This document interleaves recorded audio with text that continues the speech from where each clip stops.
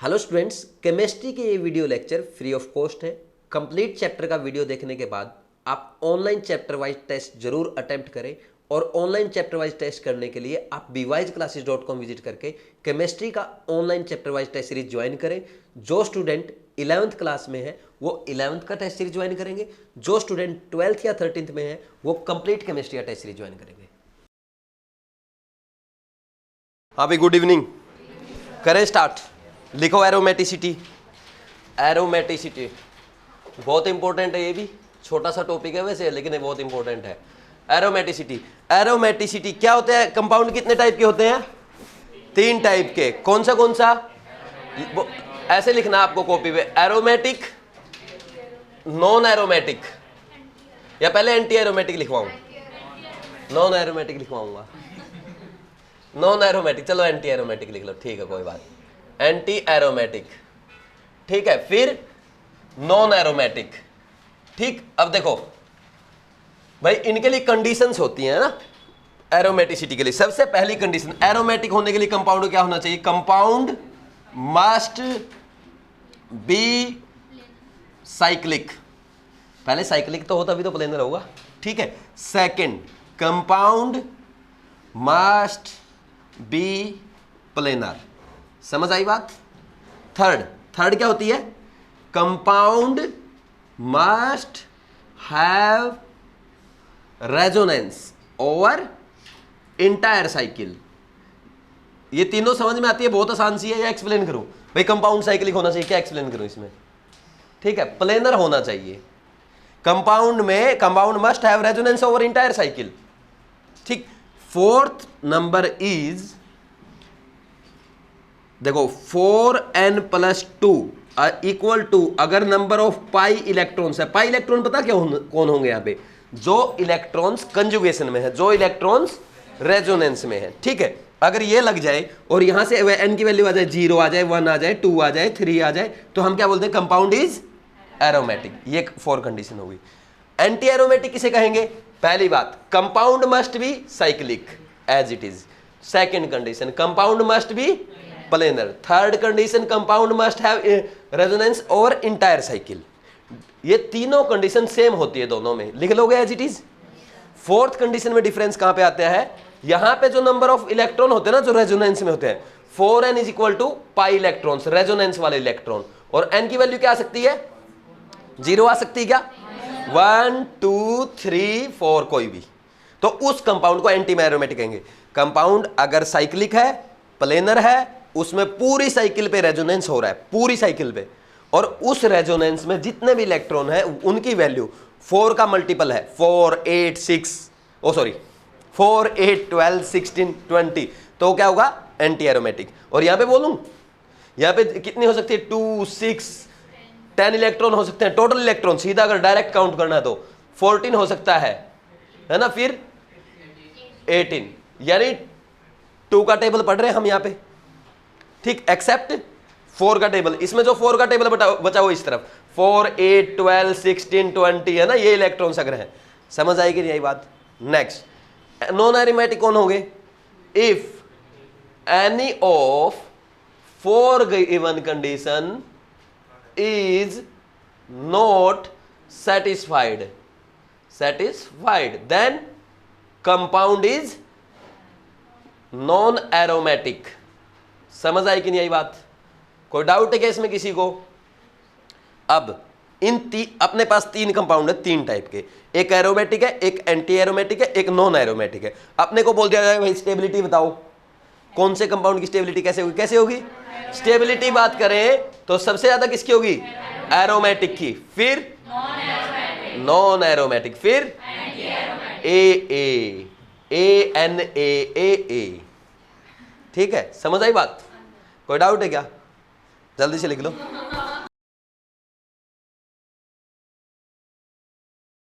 सुनो भाई, सारी सुनो।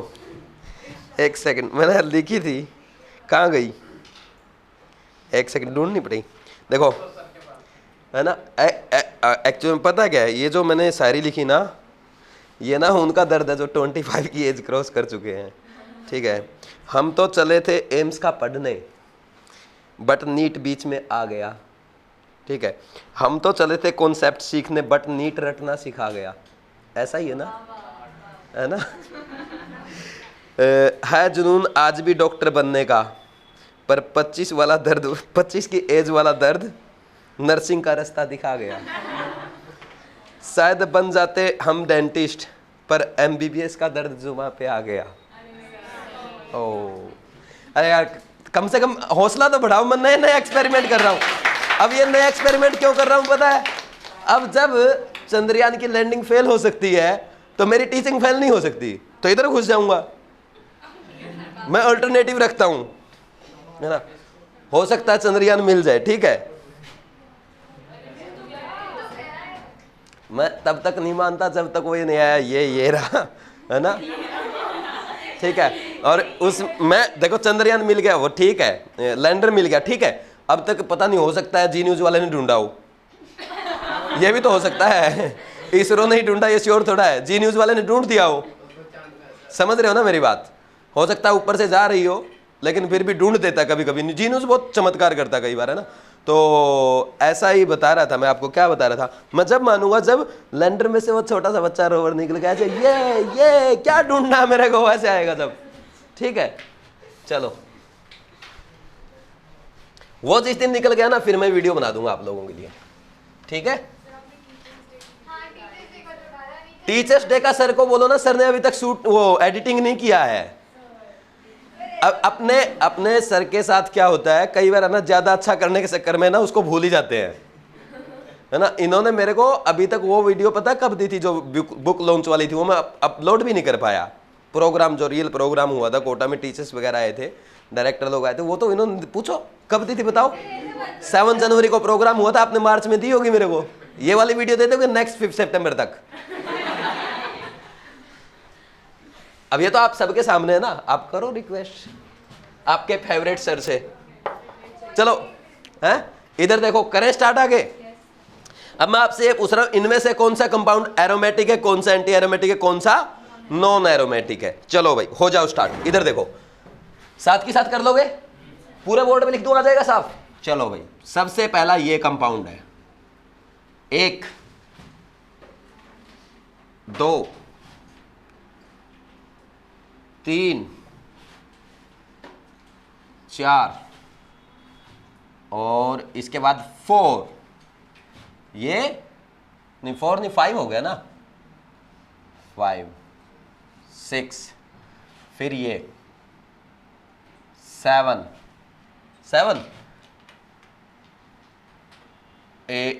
ये आएगा आपका 8 पॉइंट, और ये आ गया आपका 9th पॉइंट, और ये आ गया आपका 10th पॉइंट, ठीक है भाई।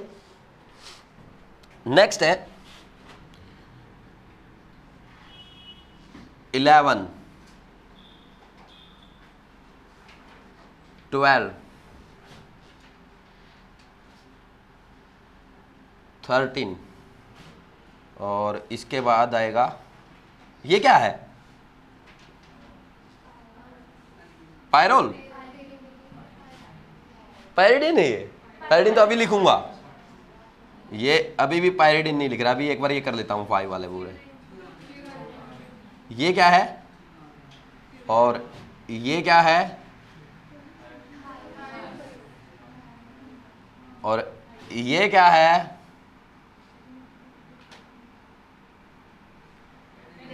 कैकुले, और ये क्या है, और ये क्या है,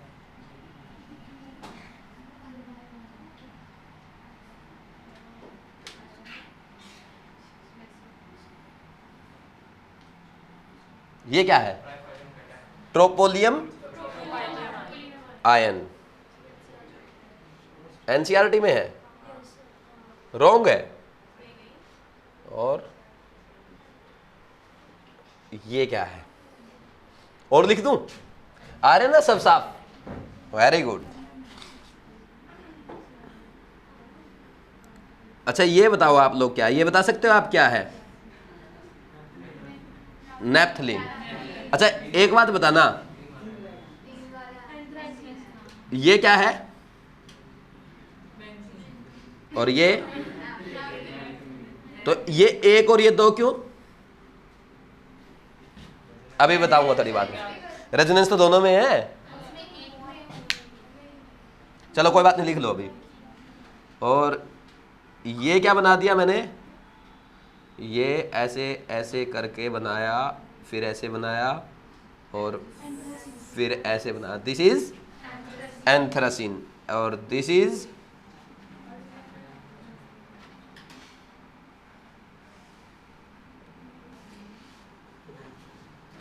साथ में लिख भी रहे हो ना, फिनेंथ्रीन। जल्दी से लिखो, कौन एरोमेटिक है, कौन एंटी एरोमेटिक है, कौन नॉन एरोमेटिक है। फास्ट।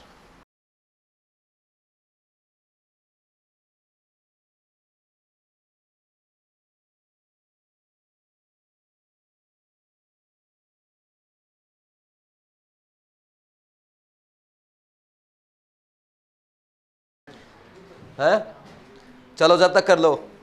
एक एडवेंचर करके दिखाऊं आपको क्लास में। हाँ, सच बोलना एडवेंचर है ना। एक सच्चाई बताऊं, आप मेरे से बहुत कम लोग डाउट पूछ रहे हैं, आपको पता है ना। कितने लोग रेगुलर मेरे से डाउट पूछ रहे हैं, कितने लोग मेरे पास रेगुलर डाउट। आप कब आते हो, कब आए थे, आए थे क्या? अच्छा आप 1 2 3 और कौन है? और कोई नहीं है। अब सुनो मेरी बात, हमारी क्लास में 2-4 लोगों को छोड़ करके किसी का भी प्रिपरेशन इस लेवल तक नहीं चल रहा है कि उनका सिलेक्शन हो जाए। डर तो नहीं लगा ना बात सुन करके, है ना? क्या समझ आया, क्या क्या लगा? इस साल कुछ नहीं होगा? नहीं कर सकते हैं। एक सीधी सी बात जान लो, अभी तक, और मतलब जो 2-4 लोग हैं वो भी ऐसा नहीं कि 650 650 ला सकते हैं, ठीक है? तो मैंने आप सबको एक सीधी सी बात बता दी, अभी हमारी प्रिपरेशन सही नहीं चल रही है, आपको बहुत ज़्यादा मेहनत करने की ज़रूरत है। डाउट आते नहीं क्या आप लोगों को? ये गुड़िया तो मेरे से इतने अच्छे अच्छे डाउट पूछती है, मेरे को समझ नहीं आता आपसे क्वेश्चन कैसे सोल्व हो जाते हैं। नहीं, जो भी आता है देखो, आपको ना थोड़ा और इम्प्रूव करने की ज़रूरत है। जिसको भी लग रहा है कि मेरा इस बार कुछ नहीं होने वाला, कृपया करके मेरे से मिले, डाउट पूछो। मिस्टेक नहीं लिखते हो, किसी ने मिस्टेक दिखाई? अब कल से एक काम नोट कर लो, कल से जो भी रफ कॉपी में आप काम करते हो डेट डाल के करोगे, चाहे फिजिक्स का, चाहे केमिस्ट्री का, चाहे बायो का, और डेली क्लास में कॉपी लेकर के आओगे और मैं एक एक की कॉपी चेक करूंगा, ठीक है? एक एक की कॉपी चेक करूंगा कि कौन कितना काम कर रहा है।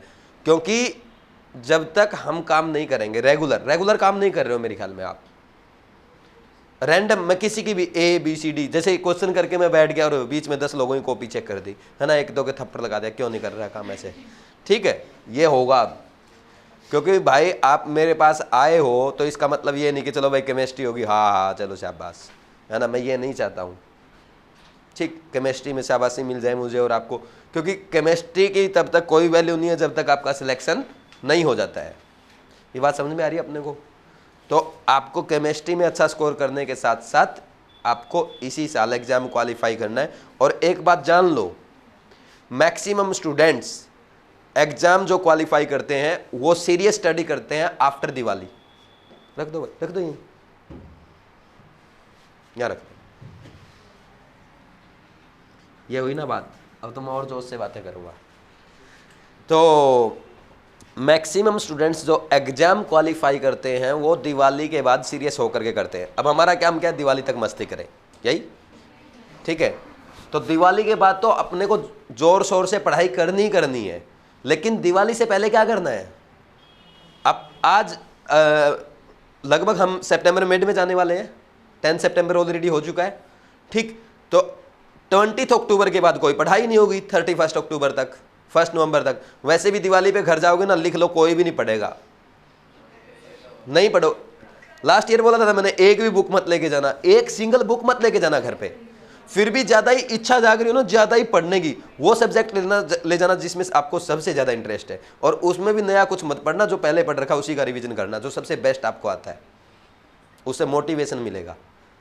पहले ही दिवाली का प्लान बता दिया, ऐसा प्लान कोई नहीं बताएगा। नहीं, हर टीचर यही कहता है बेटा ये देखो फिजिक्स का ना पूरी मैकेनिक्स घर से सोल्व करके आनी है, दोबारा करने की जरूरत नहीं पड़े, है ना। आपको ऑर्गेनिक पूरी रिवाइज होनी चाहिए। मैं नहीं बोलता, आपको जो इंटरेस्ट लगता है 2-3 चैप्टर, बस 2-3 चैप्टर रिवाइज कर दोगे, बहुत बड़ी बात है। दिवाली में रिवाइज बोल रहा हूं मैं, सॉल्व करने की बात नहीं कर रहा हूं मैं। कोई क्वेश्चन प्रैक्टिस के लिए घर मत लेके जाना, ठीक है।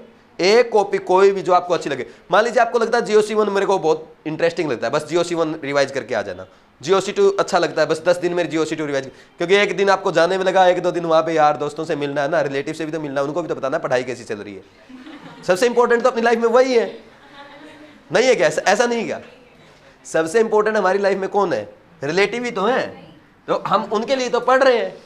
पेरेंट्स क्या, रिलेटिव क्या सोचेंगे? मेरे मम्मी पापा की बेइज्जती होगी, हमारा सिलेक्शन नहीं होगा। आपके रिलेटिव आपकी जिंदगी में कभी भी काम नहीं आएंगे। आपके रिलेटिव आपकी जिंदगी में आपको 3 टाइम पे याद करते हैं। फर्स्ट, आप जब पैदा हुए थे, लड्डू खाने आ गए, ठीक। दूसरा, आपकी शादी में एक और फंस गया, ठीक। तीसरा, जब आप मरेंगे, बहुत अच्छा इंसान था, चाहे आप कितने भी गंदे रहे हो उनके लिए, 3 बार बस। 4th टाइम नहीं मिलेगा आपकी लाइफ में कि आपके रिलेटिव आपको अप्रिशिएट करेंगे या सपोर्ट करेंगे। तो वो तो मजे लेने आते हैं ना, वो तो मजे लेने आते हैं। इंटेंसली आना कि हाँ मेरे को उसके लिए जाना है। जब मरता है आदमी तब भी मजे लेने आते हैं।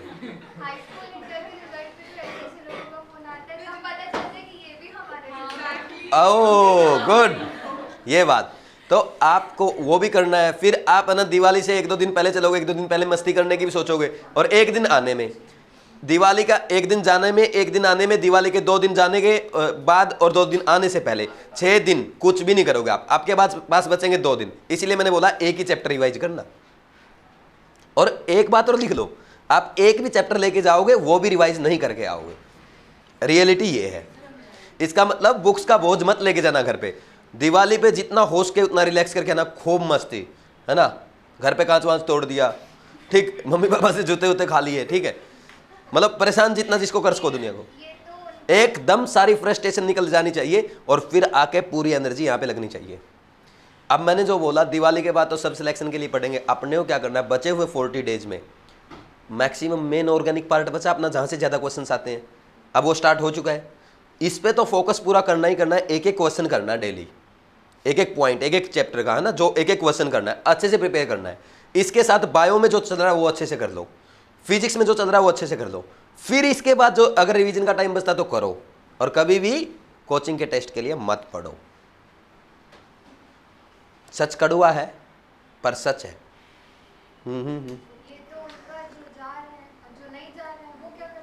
जाना सबको है, दिवाली पे जाना सबको, ये बात नोट कर लो, नहीं तो पढ़ाई नहीं होगी दिवाली के बाद। सबको जाना है। अरे घर वाले क्यों नहीं जाने दे रहे? मेरे घर चलना सबके सब, ठीक है। अब तो कर लिया होगा ना सबने। चलो भाई, यहां पे क्या है, ये देखो, हम इस साइक्लिक है भाई, साइक्लिक है, प्लेनर है कि नहीं है? और प्लेनर होगा तो ये साइक्लिक के बाद प्लेनर, इसमें रेजोनेंस नहीं है, रेजोनेंस नहीं है तो तीसरी कंडीशन पूरी नहीं हुई। क्या? This is non aromatic. समझ आया भाई? अब ये देखो, ये साइक्लिक है, प्लेनर भी है। अरे साइक्लिक हेक्सेन क्या होती है? सारी प्लेनर ही होती है, एल्कीन भी प्लेनर होती है। तो रेजोनेंस ओवर इंटायर साइकिल नहीं है, कहीं कंजुगेशन है ही नहीं। रेजोनेंस नहीं है तो नॉन एरोमेटिक। ये वाला कंपाउंड साइक्लिक है, थर्ड साइक्लिक है, प्लेनर है, रेजोनेंस है। कौन सा रूल फॉलो हो रहा है? 4n+2 = 2। दोनों लगा के देखने अपने को। 4n+2 = 2, या सीधा याद कर लो 2, 6, 10, 14, 18, 22, है ना। अगर ये वाले नंबर होंगे ना तो क्या आएगा? एरोमेटिक। तो n = का इतना आ रहा है यहाँ पे 0, this is aromatic. Next, cyclic, planar, resonance सब है, टोटल 4 इलेक्ट्रॉन है, तो 4n = 4 फॉलो होगा, n = 1 आएगा, this is anti aromatic. Next is cyclic है, प्लेनर है, रेजोनेंस नहीं है, नॉन एरोमेटिक। साइक्लिक है, प्लेनर है, रेजोनेंस है, नहीं है, क्या होएगा? Non aromatic. Cyclic, planar, resonance नहीं है और इंटायर साइकिल, ये लिख लो बेसिक इनका रीजन, यहाँ रेजोनेंस नहीं है, यहाँ भी रेजोनेंस नहीं है, यहाँ भी रेजोनेंस नहीं है। इसमें साइक्लिक है, प्लेनर है, रेजोनेंस है, 4n + 2 = 2, यानी n = 0 आ रहा है इस फॉर्मूले से, सो इट इज एरोमेटिक। ये वाला नॉन एरोमेटिक, बिकॉज यहां पे ये रेजोनेंस नहीं है ओवर इंटायर साइकिल पे, आर रेजोनेंस नहीं है। ये वाला साइक्लिक है, प्लेनर है, पूरे साइकिल पे रेजोनेंस है, और 2 4 2 6 टोटल 6 इलेक्ट्रॉन क्या रेजोनेंस में है, तो 4n + 2 = 6, n = 1, this is aromatic. Next इधर आ जाओ, ये वाला साइक्लिक रेजोनेंस नहीं है ना, अरे साइक्लिक और प्लेनर तो सारे हैं, ठीक है, बार बार नहीं बोल रहा। रेजोनेंस है, रेजोनेंस नहीं है, नॉन एरोमेटिक है। साइक्लिक प्लेनर है, रेजोनेंस है।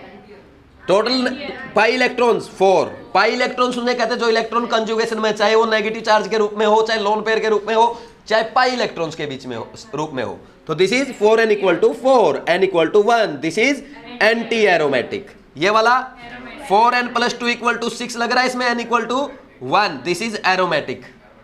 साइक्लिक है, प्लेनर है, रेजोनेंस है, तो 4n + 2 = 2 इलेक्ट्रॉन ये, 2 इलेक्ट्रॉन ये, और 2 ये लोन पेयर जो रेजोनेंस में, टोटल 6 इलेक्ट्रॉन रेजोनेंस में है, तो n = 1, this is aromatic. Similarly ये वाला साइक्लिक प्लेनर रेजोनेंस है ओवर इंटायर साइकिल, तो 4n + 2 = 6 लग रहा है। अब ये मत बोलना सर 2 ये 4 और 2 ये 6 और 2 ये 8, ये अगर 2 लोन पेयर एक एटम पे है, उसमें से एक ही लोन पेयर रेजोनेंस में पार्टिसिपेट करता है, क्योंकि एक अगर y एक्सिस में होगा तो दूसरा z एक्सिस में होगा ना, तो एक ही प्लेन में आएगा ना, दोनों परपेंडिकुलर को तो नहीं ले सकते ना रेजोनेंस में, प्लेनर में लेते, प्लेनर को लेते हैं, तो एक ही आएगा ना सेम प्लेन में। नहीं समझ आई मेरी बात? तो 4n + 2 n = 1, this is aromatic. Similarly this is also aromatic. This is benzene, 4n + 2 = 6, n = 1, this is aromatic. Pyridine, ये 2 इलेक्ट्रॉन रेजोनेंस में नहीं है, बताया था, डीलोकलाइज नहीं है, लोकलाइज्ड है, तो 4n + 2 = इसमें भी साइक्लिक है, प्लेनर है, रेजोनेंस है, और 6 इलेक्ट्रॉन रेजोनेंस में, n = 1, एरोमेटिक। ये वाला साइक्लिक है, प्लेनर है, रेजोनेंस है, और 4n + 2 = टोटल 6 है, n = 1। ये जरूर ध्यान रखना, ये मिस्टेक मत करना कि वो सीधा ही 4n और 4n + 2 देख रहे हो, रेजोनेंस है ही नहीं। साइक्लिक और प्लेनर तो दिख रहे हैं सारे, रेजोनेंस भी चेक करना, कहीं रेजोनेंस हो ही ना और बोल दो। एरोमेटिक होगा ये वाला,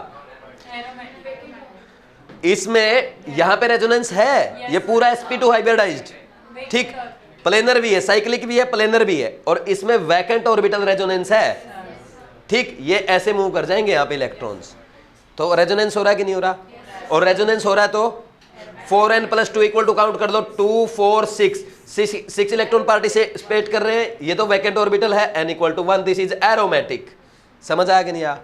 इधर आओ वापिस, इसमें देखो साइक्लिक है, प्लेनर है, 4n + 2 = 10 आ रहा होगा, देखना 2 4 6 8 10 electron, n = 2, this is aromatic. Similarly this is also aromatic आएगा, इसमें 4n + 2 = 10 आएगा। क्यों नहीं एरोमेटिक नहीं है? कहां पे हाइड्रोजन? अरे 2 4 6 8 10 इलेक्ट्रॉन, तो 4n + 2 10, इसमें लो, मैं एक बार इसमें भी लिख देता हूं, मेरा टाइम वेस्ट कर लो, n = 2, एरोमेटिक है। कौन से प्लेन चेंज करेगी? एरोमेटिक है दोनों, इस पे हाइड्रोजन है ही नहीं, कहां पे आएगी? 5 बॉन्ड नहीं बन गए क्या यार, क्या बातें करते हो। अब मैंने 2 स्ट्रक्चर बनाए, क्यों बनाए हैं? देखो ये स्ट्रक्चर इसलिए बनाए, इसमें आपको प्योर बेंजीन 1 दिख रही है, इसमें तो 1 बेंजोइड स्ट्रक्चर है, और इसमें देखो एक तो ये बेंजीन दिख रही है साफ साफ, ये भी तो कंप्लीट बेंजीन दिख रही है आपको, इसमें ये बेंजीन दिख रही है क्या? इसमें तो 2 इलेक्ट्रॉन, 2 ही पाई बॉन्ड दिख रहे हैं ना, तीसरा है यहाँ पे है ही नहीं, इसके कारण है रेजोनेंस, तो इनके कारण। समझ, मेरी बात समझ में नहीं आई? तो दीज आर 2 बेंजोइड स्ट्रक्चर, और 2 बेंजोइड स्ट्रक्चर है तो ये क्या होगा? ज्यादा स्टेबल होगा, ठीक। और ये वाला साइक्लिक प्लेनर रेजोनेंस है ओवर इंटायर साइकिल, 4n + 2 = 14 आ रहा होगा, काउंट करके देखो, 2 4 6 8 10 12 14, n = 3, this is aromatic. Next is ये एंथ्रासीन है, ये फिनेंथ्रीन है, तो 4, इसमें 4n + 2 कितना आ रहा है? 2 4 6 8 10 12 14, ये वाला रूल फॉलो हो रहा है, n इक्वल टू 3 आ रहा है, ये वाला रूल लगते ही बोलते हुए एरोमेटिक है। एक लास्ट क्वेश्चन इधर बना रहा हूं, ध्यान से सुनना।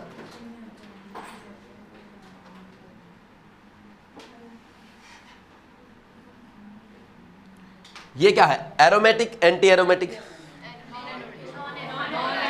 क्यों नॉन एरोमेटिक? क्या हो जाता है, टब शेप बन जाता है। इसका जो शेप होता है ना, ये ऐसा होता है और ये प्लेनर नहीं रहता। समझ आ रही मेरी बात? ये ऐसा शेप होता है, ये एक प्लेन में होता ही नहीं है। क्या है ये, नॉन प्लेनर है, इसको ऐसा लिख लेना, नॉन प्लेनर। तो नॉन प्लेनर जो होगा, दूसरी कंडीशन पूरी नहीं हो रही, साइक्लिक तो है पर प्लेनर नहीं है, तो 4 में से एक कंडीशन कैंसिल होते ही दिस इज नॉन एरोमेटिक। कोई डाउट है क्या किसी को? तो जल्दी से नोट डाउन कर दो भाई, जिसको जो भी नोट डाउन करना है।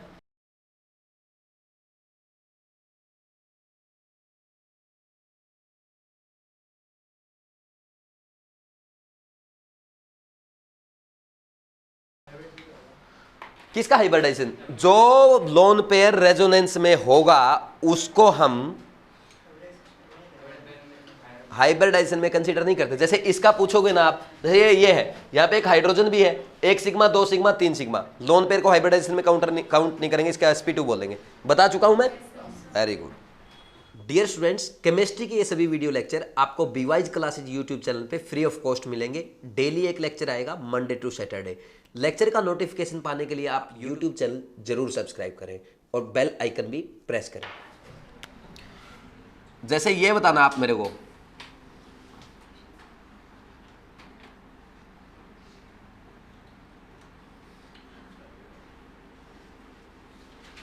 ये वाला है, अब ये जो बॉन्ड है ये इसकी तरफ भी टूट सकता है और इसकी तरफ भी टूट सकता है। हम दोनों कंडीशन बना लेते हैं, कोई भी आपसे पूछ सकता है कौन सी सही है।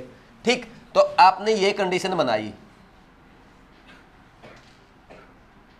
मान लीजिए ये वाला बॉन्ड इस तरफ टूट गया और इधर आएगा पॉजिटिव, ऊपर टूटेगा तो अब ये देखो 5 वाली रिंग क्या आएगी, एंटी एरोमेटिक आएगी ना, 4n इक्वल टू 4 आएगा ना इसमें, और इसमें भी कितने 4 इलेक्ट्रॉन आएंगे, 4n इक्वल टू 4, ये भी एंटी एरोमेटिक। तो हमारा कंपाउंड क्या हुआ, एंटी एरोमेटिक, अनस्टेबल हो जाएगा ना। एंटी एरोमेटिक तो एग्जिस्ट ही नहीं करते हैं। तो इसको कैसे तोड़ना पड़ेगा आपको, जब भी इस बॉन्ड को तोड़ना पड़े आप नीचे की तरफ तोड़ोगे, है ना, ऐसे तोड़ोगे, ऐसे। समझ आ रही बात? तो इसमें अगर हम देखेंगे तो ऐसा ऐसा ऐसा, यहां माइनस यहां प्लस। अब चेक करो, ये क्या 4n + 2 = 6 एरोमेटिक और 4n + 2 = 2 एरोमेटिक। ओवरऑल कंपाउंड को क्या बोलेंगे? कोई डाउट है क्या इसमें किसी को? मान लीजिए ये क्वेश्चन ऐसा आ जाए, कई बार है ना एग्जामिनर पूछता है आपको इनमें से कौन सा ज्यादा पोलर कंपाउंड है, आपको है ना ऐसा क्वेश्चन मिलेगा मॉड्यूल में, तो आप क्या करना, उनका बॉन्ड तोड़ के देखना। अब इसका बॉन्ड कैसे टूटेगा, इस तरफ तो टूटेगा नहीं, मोर इलेक्ट्रोनेगेटिव की तरफ टूटेगा ना, तो टूट के कैसा बनेगा, तो ये O पे माइनस, यहाँ पे प्लस, और ये अब ये जो बना आपका एरोमेटिक है कि नहीं है, तो ये इस फॉर्म में ज्यादा रहेगा। एरोमेटिक बहुत ज्यादा स्टेबल होता है, इस फॉर्म से इस फॉर्म में ज्यादा रहेगा, यानी हम इसको बोल सकते हैं this compound is polar compound. कोई डाउट है क्या? नहीं समझ आई बात? इसके बाद नेक्स्ट, अगर मान लीजिए कोई कंपाउंड अपना ऐसा है,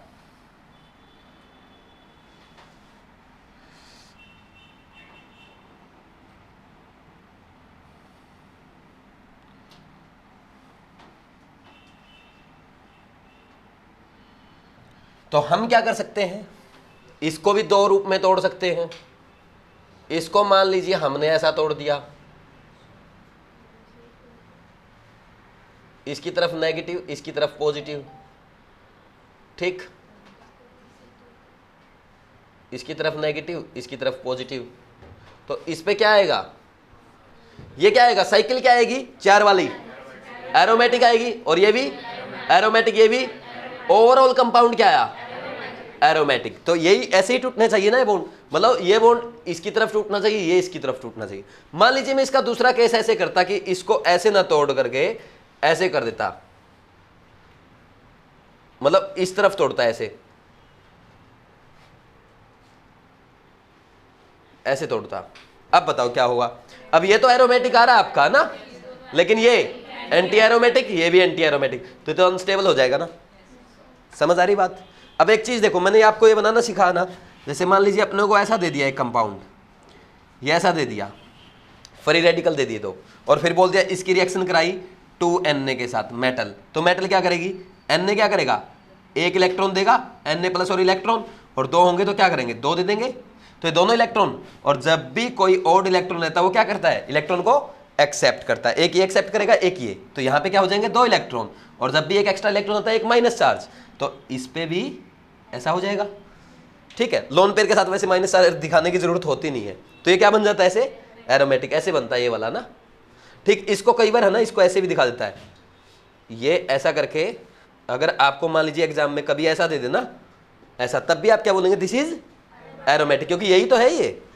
सोचो मैंने अलग दिखाया क्या, मैंने क्या किया, इनका तो बॉन्ड बना दिया, और जो अलग इलेक्ट्रॉन आए दोनों का चार्ज ऊपर दिखा दिया, दो इलेक्ट्रॉन का 2 माइनस। नहीं समझ आई बात, तो जल्दी से नोट डाउन कर लो।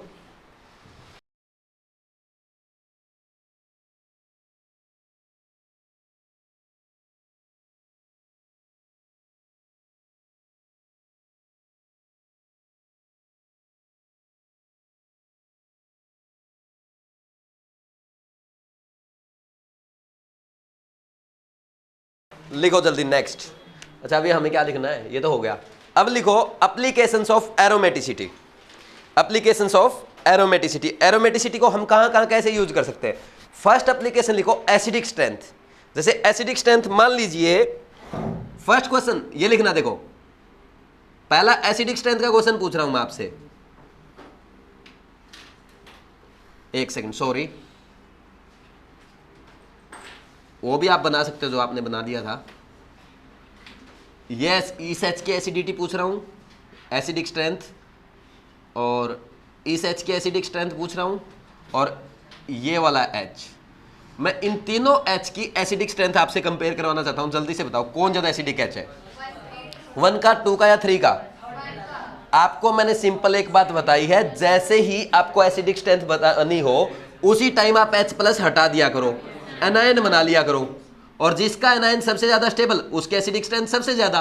अब देखो इसका एनायन बनने के बाद ये क्या बना, 4n plus 4n equal to 8 वाला कॉन्सेप्ट लगा इसमें, n इक्वल टू 2, यानी दिस इज एंटी एरोमेटिक और this is aromatic, this is also anti aromatic. सबसे ज्यादा स्टेबल कौन बनेगा, यानी इसका एसिडिक एच सबसे ज्यादा रहा होगा 2। अब 1 और 3 में डिसाइड करना, दोनों एंटी एरोमेटिक है, तो अब हम कैसे बोलेंगे, अब दोनों एंटी एरोमेटिक में आप है ना, एरोमेटिसिटी के बाद दूसरा फैक्टर आता है रेजोनेंस, तो रेजोनेंस से डिसाइड करो, इसमें ज्यादा रेजोनेंस है, इसमें रेजोनेंस ज्यादा है, इसलिए ये इसके कंपैरिजन में ज्यादा स्टेबल होगा। वैसे एंटी एरोमेटिक स्टेबल तो होते नहीं है, ठीक है, तो लेकिन अगर हम बोले इन दोनों में भी कौन होगा, तो आपको इसको बोल दोगे 2 1 3 ऑर्डर आ जाएगा। कोई डाउट है क्या, जल्दी से नोट डाउन करो, नेक्स्ट एप्लीकेशन करेंगे फिर। डांसिंग रेजोनेंस, अभी कहां आया डांसिंग रेजोनेंस, आएगा लेकिन डांसर नहीं आएगा।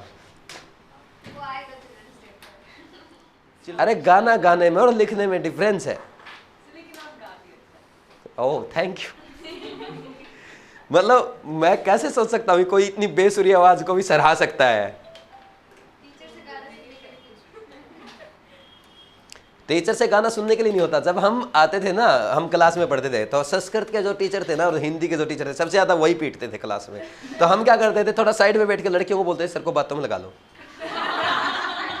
और सबसे खास बात सुनो, अब सर को बातों में लगाती थी लड़कियां, अब वो बातें करते करते करते करते ना, वो हम पढ़ते रहते थे, रटते रहते थे। अच्छा मुझे पता मेरे को बातों में लगा रहे हो, जल्दी से किताब लगाओ, लाओ किताब लाओ। 5 मिनट पहले, लेक्चर से 5 मिनट पहले एक क्वेश्चन बोलते थे, जिसको नहीं आता खड़े हो जाओ, सारे खड़े हो जाते थे, ठीक है।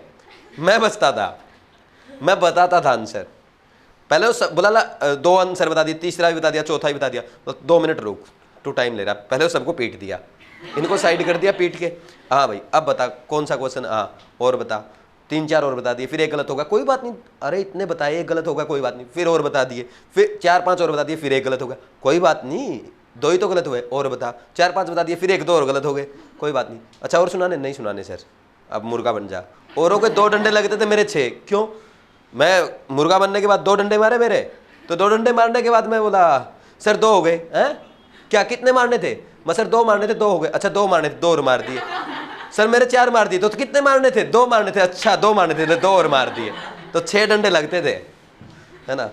तो मास्टर को बेवकूफ़ मत बनाओ, है ना, मास्टर बचपन में चीज़ें ऑब्जर्व करके आ चुका है, ठीक, इधर देखो, नेक्स्ट क्या करना था अपने को? हाँ, नेक्स्ट एप्लीकेशन है ना, सेकंड एप्लीकेशन लिखो, stability of anion. Stability of anion, stability of anion कैसे करते हैं भाई? आपको पता है, देखो हमें ये तो पता है एरोमेटिक सबसे ज्यादा स्टेबल, फिर नॉन एरोमेटिक, फिर एंटी एरोमेटिक, ये तो पता है। अब एक चीज का और ध्यान रखना, बहुत खास चीज लेके आ रहा हूं, बहुत काम आएगी जिंदगी में, प्रायोरिटी ऑर्डर। जब भी आपको प्रायोरिटी ऑर्डर चेक करना हो, सबसे पहले इनऑर्गेनिक फैक्टर आएंगे। इनऑर्गेनिक फैक्टर हमने क्या पढ़े? ग्रुप में, साइज, पीरियड में, इलेक्ट्रोनेगेटिविटी। ठीक, तो सबसे पहले ये फैक्टर आएंगे, फिर एरोमेटिसिटी, रेजोनेंस, हाइपर कॉन्जुगेशन और इंडक्टिव इफेक्ट। तो सबसे पहले अपना इलेक्ट्रोनेगेटिविटी से भी मेजर फैक्टर कौन सा है? साइज, क्योंकि साइज जितना बड़ा होगा नहीं, चार्ज वगैरह उतनी ज्यादा डिस्पर्स होंगे, उतनी ज्यादा स्टेबिलिटी होगी। तो सबसे पहली प्रायोरिटी चेक करनी है आपको, जिसका साइज बड़ा है वो उसके अकॉर्डिंग उसकी स्टेबिलिटी जो भी चेक करना हो अपने को, मतलब कभी भी कंपैरिजन करना आ जाए। साइज के बाद इलेक्ट्रोनेगेटिविटी, फिर एरोमेटिसिटी। अब वो उसमें आ गए ना हम, किसमें? ऑर्गेनिक में। एरोमेटिसिटी के बाद रेजोनेंस, रेजोनेंस के बाद हाइपर कॉन्जुगेशन, इसके बाद इंडक्टिव इफेक्ट। ये होगा फैक्टर, ठीक है? क्या रेजोनेंस मेजोमेरिक एम इफेक्ट लिखूं क्या इसको? अब लिखा। अब जैसे मैं क्वेश्चन लिख देता हूं, आप बता दोगे? बोलो भाई पक्का? नो ही कर दो। Very good. अब अच्छा लगा मुझे।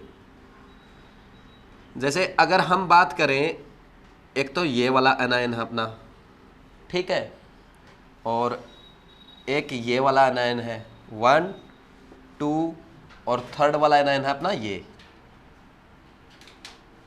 इनमें स्टेबिलिटी का ऑर्डर बताना एक बार मेरे को, सबसे ज्यादा स्टेबल कौन होगा? सबसे पहले क्या चेक करोगे? साइज। तीनों में कार्बन पे एनायन बनाना, तो साइज वाला फैक्टर हो गया खत्म। सेकंड फैक्टर क्या चेक करोगे? EN। यहां पे भी ये sp2 बोलोगे, यहां भी sp2 बोल दोगे कि रेजोनेंस में है, और ये क्या है? sp। सबसे ज्यादा इलेक्ट्रोनेगेटिविटी इसकी, तो second is more stable than aromaticity में, और उसमें ये एरोमेटिक है and this is resonance stabilized, तो एरोमेटिसिटी पहले आती है, फर्स्ट थर्ड। कोई डाउट है? जल्दी से नोट डाउन करो। फास्ट नहीं लगता है, अपने आप को लगता है कि आप इंटेलिजेंट हो। गलत फहमी है।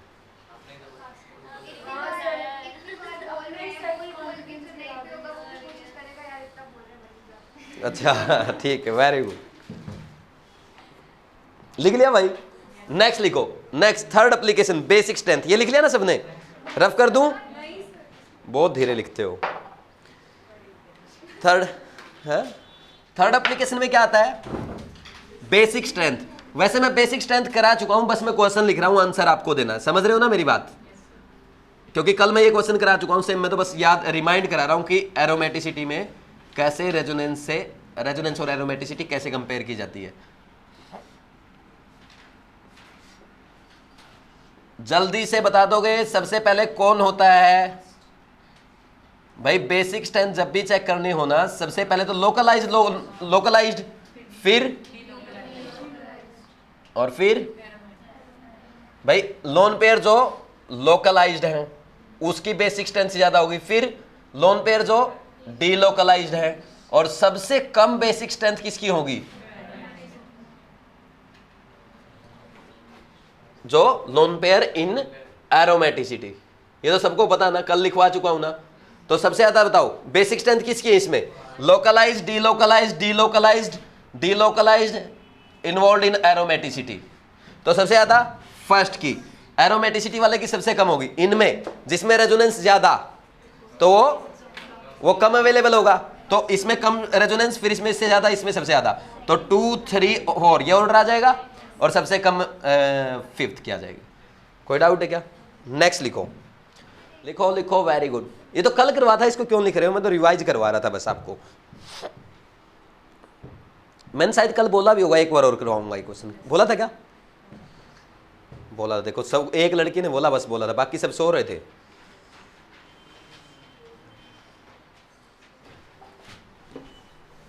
नेक्स्ट लिखो, डांसिंग रेजोनेंस।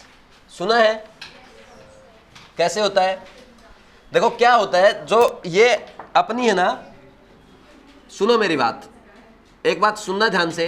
ये जो होती है साइक्लोप्रोपेन, तो इसमें क्या होता है, यहां पे ये बॉन्ड एंगल जो होता है ना, ये 60 डिग्री का होता है तो sp3 हाइब्रिडाइज्ड, sp3 का कितना होना चाहिए 109 डिग्री अप्रोक्स। तो अब है 60 डिग्री, कितना कम है 49 डिग्री कम है ना, यानी 49 डिग्री क्या है इसमें एंगुलर स्ट्रेन है। तो इसलिए क्या करता है, इसका जो सिग्मा बॉन्ड है ना बिहेव एज पाई बॉन्ड। क्या लिखेंगे, sigma bond of cyclopropane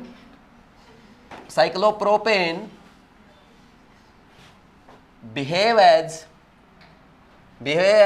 pi bond due to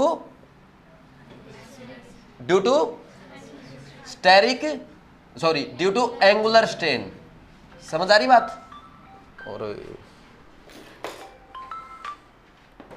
ठीक है, ड्यू टू एंगुलर स्ट्रेन, समझ आई बात? अब देखो क्या होता है, अब मान लीजिए जैसे ये है, यहां पे ये होता है साइक्लोप्रोपाइल मिथाइल, ठीक, साइक्लोप्रोपाइल मिथाइल कहते हैं ना इसको, ठीक है। अब ये कैटायन है, तो इस कैटायन को देखो क्या चाहिए, यहां से हाइड्रोजन है, तो हाइपर कॉन्जुगेशन में हम क्या कर सकते हैं, ये हाइड्रोजन शिफ्ट कर सकते हैं यहां पे, है ना, हाइपर कॉन्जुगेशन में। अगर हम ऐसा करते हैं, ये हाइड्रोजन अपने इलेक्ट्रॉन लेके जाएगा तो यहां प्लस आ जाएगा ना, और यहां पे CH3 बन जाएगा। तो अब देखो आपने क्या कर दिया, इस कार्बन को क्या बना दिया sp2, यानी बॉन्ड एंगल कितना होना चाहिए 120, अभी भी है कितना 60। तो ये तो हो नहीं सकता क्योंकि एंगुलर स्ट्रेन आपने और बढ़ा दी। तो ऐसा तो इसमें होता नहीं है, हाइपर कॉन्जुगेशन ये कल पढ़ाऊंगा, वैसे ऐसा तो होता नहीं है। इसमें होता क्या है, ये सिग्मा बॉन्ड यहां शिफ्ट कर सकता है या ये सिग्मा यहां शिफ्ट कर सकता है। तो ये सिग्मा अगर ये ऐसा हो जाए, ये वाला सिग्मा जो यहां शिफ्ट कर जाए तो ये ऐसा बन जाएगा और यहां प्लस चार्ज आ जाएगा।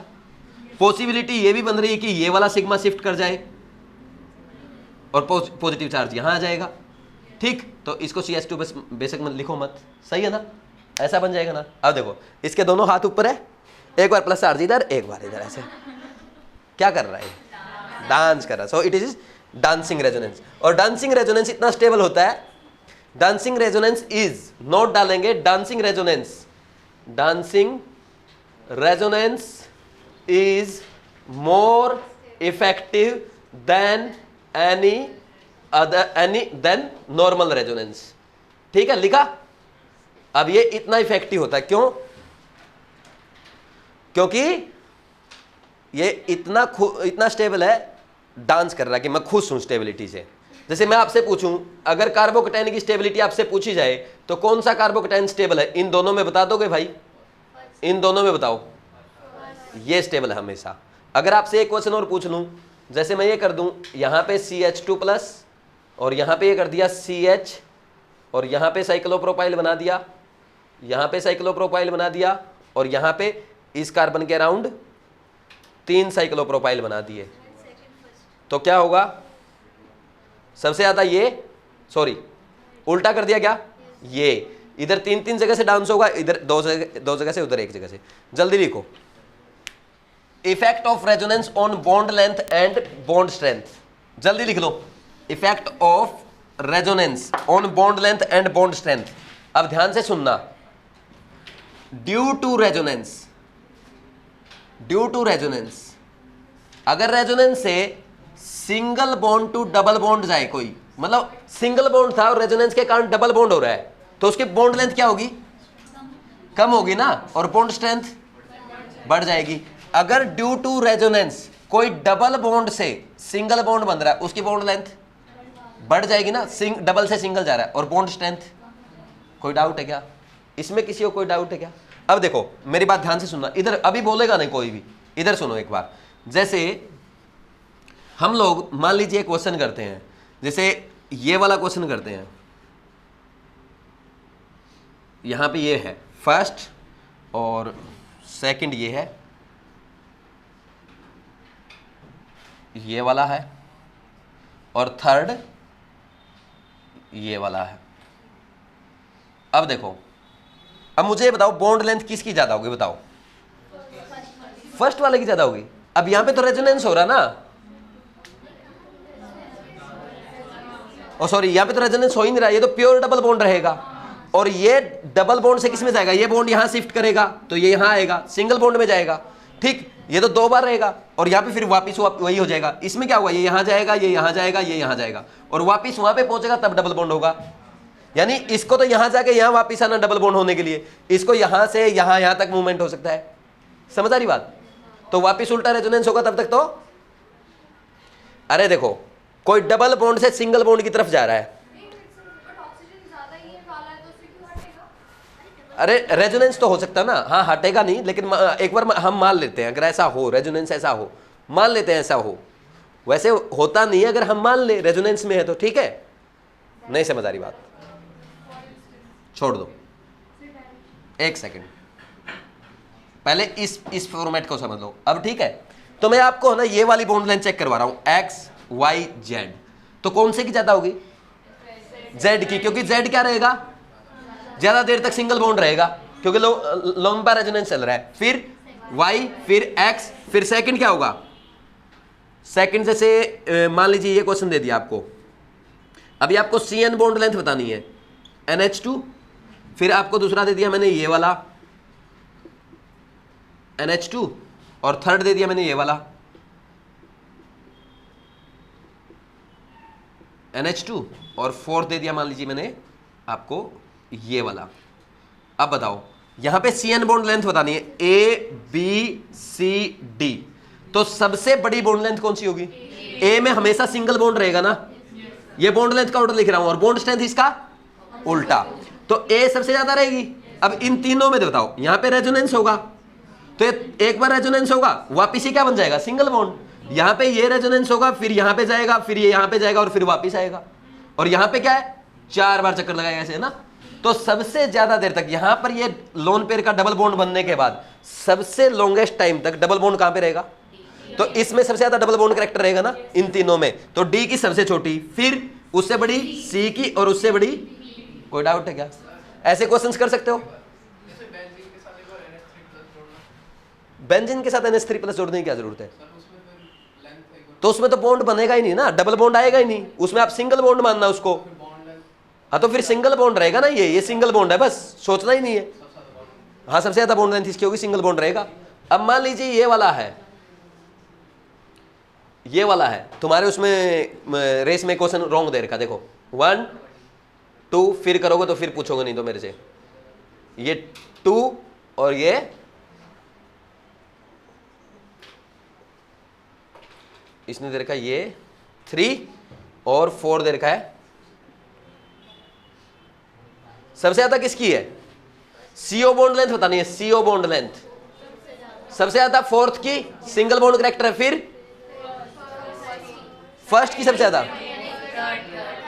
थर्ड की, क्योंकि यहां पे सिंगल बॉन्ड करेक्टर आएगा ना और ज्यादा देर तक रहेगा, फिर सेकंड, फिर फर्स्ट। कोई डाउट है क्या इसमें किसी को, बोलो भाई कोई समस्या क्या, कर लो कैसे। Thank you. तो ये आपका एरोमेटिसिटी खत्म हो गया, कल हाइपर कॉन्जुगेशन खत्म करेंगे, ये पढ़ के आना अच्छे से, ठीक है। Thank you.